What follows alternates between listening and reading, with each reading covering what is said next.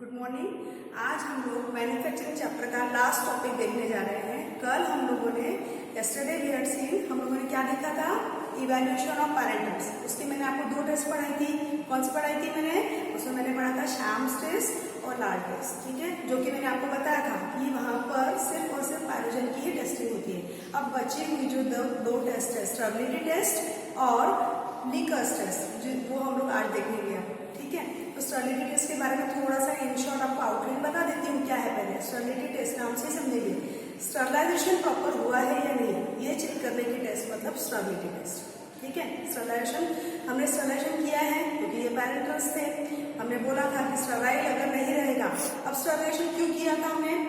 To avoid the presence of micro organism. ठीक है, ये पैरेंटल्स है, डायरेक्ट ब्लड में जाने वाले हैं, सिस्टमिक सर्कुलेशन में डायरेक्ट जाने वाले हैं। अगर इसमें माइक्रो ऑर्गेनिज्म प्रेजेंट रहे तो पेशेंट की जो तकलीफ है वो तो कम होने के बदले और बढ़ जाएगी। ठीक है, तो इस वजह से हमको ये चेक करना बहुत ज़्यादा जरूरी है कि स्टेबलाइजेशन बराबर से हुआ है या नहीं। ठीक है, तो उसके लिए हम उसमें क्या करते हैं, स्टेबिलिटी टेस्ट। फिर दूसरे टेस्ट आज देखने वाले हैं लीकर्स टेस्ट। लीकर्स टेस्ट मतलब नाम से समझना है, हमारे एम्प्यूर्स या हमारे कंटेनर कहीं लीक तो नहीं है और उसके जरिए, उस लीक के जरिए वहाँ पर माइक्रो ऑर्गेनिज्म तो नहीं जा सकते हैं, ये चेक करना भी बहुत ज़्यादा जरूरी है, इसीलिए लीकर्स टेस्ट। तो स्टार्ट करते हैं। पहला जो टॉपिक है वो है स्टेबिलिटी टेस्ट। ठीक है, तो स्टेबिलिटी टेस्ट मतलब क्या है, टेस्ट सोल्यूशन जो आपका है या सैंपल सोल्यूशन जो भी है उसको क्या करते हैं, ट्रांसफर करते हैं असेप्टिकली। असेप्टिकली वापस से याद रखना है, नो माइक्रो ऑर्गेनिज्म या एब्सेंस ऑफ माइक्रो ऑर्गेनिज्म। ठीक है, वो हिपा फिल्टर्स वगैरह पढ़ाया था, that condition. These test solution transfer aseptically on sterile nutrient media। sterile nutrient media क्या है समझ लेंगे शॉर्ट में।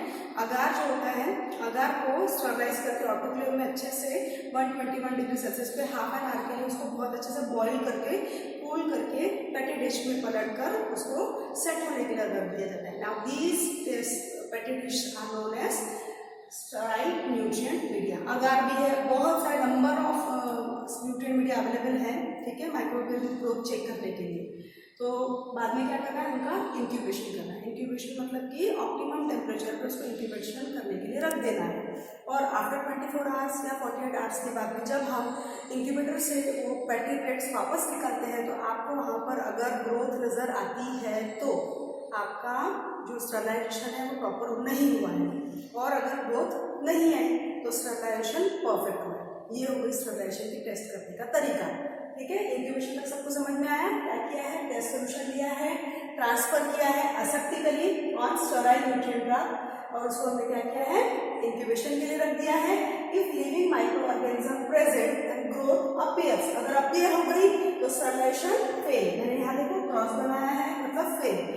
और नो ग्रोथ मतलब स्टेबलाइजेशन कैसा हुआ है, परफेक्ट। ठीक है, नाउ सम टाइम कभी कभी क्या होता है, फॉल्स रिजल्ट्स मिलते हैं, उसमें माइक्रो ऑर्गेनिज्म रहेंगे और आपको उसका टेस्ट जो है ना ग्रोथ नहीं आएगा। क्यों? Some time false results obtain due to presence of anti microbial agent. In that case क्या करना है आपको, आपके टेस्ट सोल्यूशन को बहुत बार डाइल्यूट करके लेना है। तो एंटी माइक्रोबियल एजेंट का जो प्रोपोर्शन है वो डाइल्यूट हो गया तो वो क्या करेगा, उसको रेजिस्ट नहीं करेगा और आपको ग्रोथ, अगर उसमें माइक्रो ऑर्गेनिज्म प्रेजेंट होंगे तो ग्रोथ शॉर्ट मिलने वाली है। ये हो गई स्टेबिलिटी टेस्ट। ठीक है, 3 नंबर के लिए आ सकती है, आप ऐसा प्रोसीजर लिख सकते हैं ना। 1 नंबर के लिए पूछते हैं लीकर्स टेस्ट। लीकर्स टेस्ट वही बताया था, एम्प्योर्स कंटेनर लीक तो नहीं है, ये चेक करने की ये टेस्ट है। ठीक है, आपको क्या करना है, फिनिश प्रोडक्ट या पैरेंटल के जो भी आपके कंटेनर्स है इसको है ना डिप किया जाता है इन डाई सोल्यूशन। डाई कौन सी है, 1% मिथिलीन ब्लू का डाई सोल्यूशन बनाया जाता है और उसमें एम्प्योर्स का जो आपका जो परफोरेटेड जाली में उसको रख दिया जाता है, बास्केट में सारे कंटेनर्स रख दिया और वहाँ पर वो छोड़ दिया जाता है।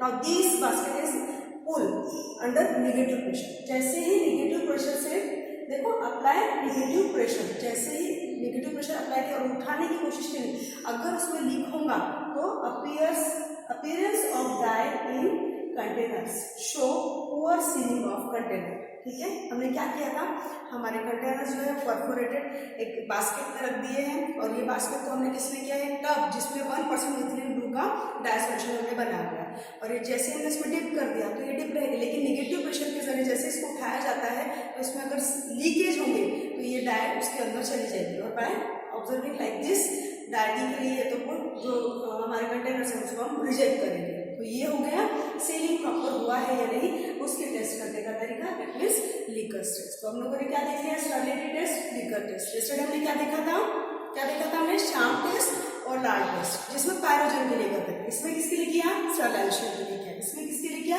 लीकेज टेस्ट करने के लिए। इस तरीके से हम पूरा इवैल्यूएशन ऑफ पैरेंटल कंप्लीट करेंगे।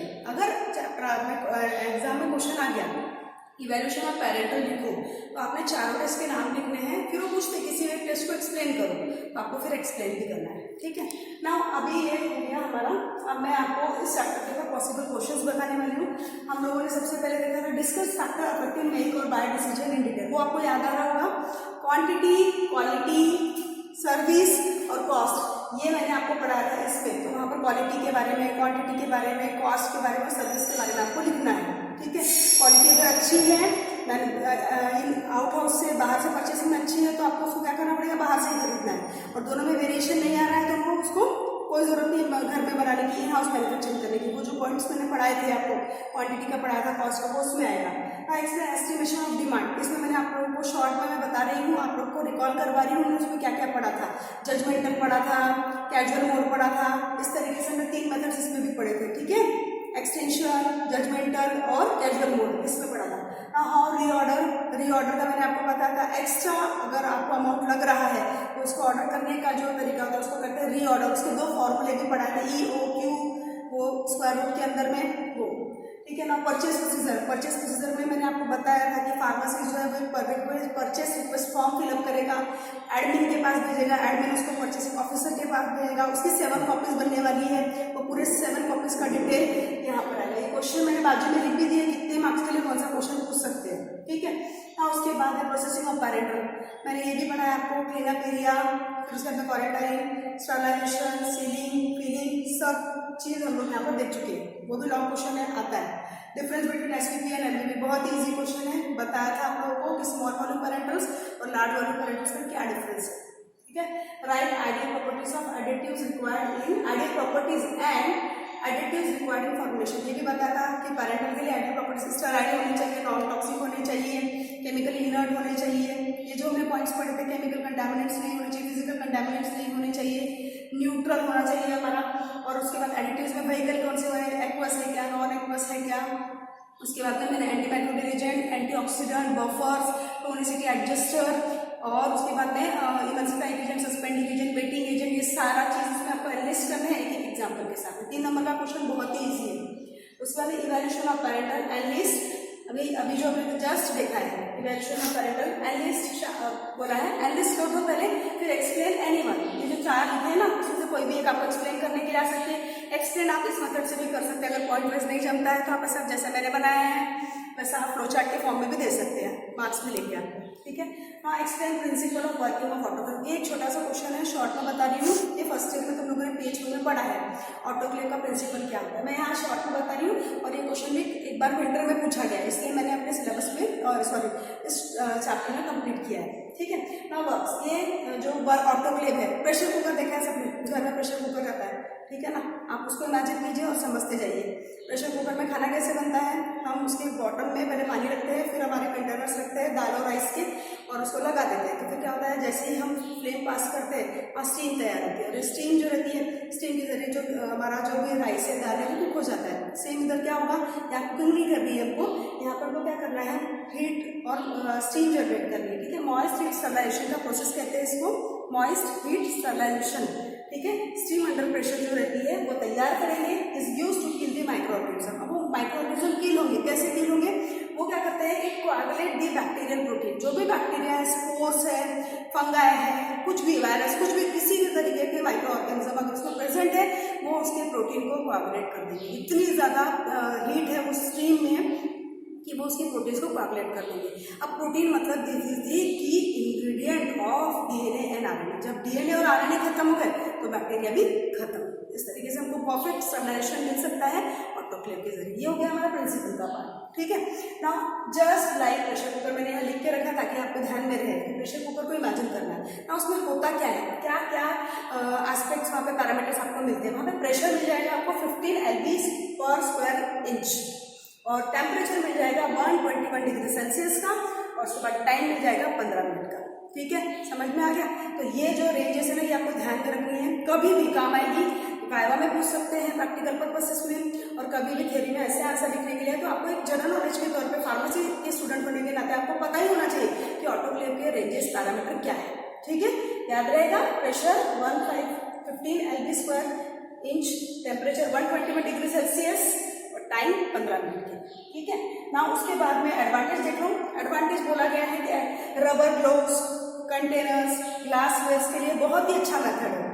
और डिसएडवांटेज में याद रखना है, नॉट सुटेबल फॉर पाउडर और ऑयली इंजेक्शन। जाहिर सी बात है, पाउडर ड्राई होते हैं और ऑयली मतलब ऑयल होगा उसमें। अगर उसमें आप स्टीम पास करेंगे तो कंटेमिनेशन ऑफ वाटर वेपर्स वहाँ पर अराइज हो जाएगा और वो आपके प्रोडक्ट के लिए अच्छा नहीं है। तो ये हम लोगों ने शॉर्ट में भी देख लिया ऑटोक्लेव का।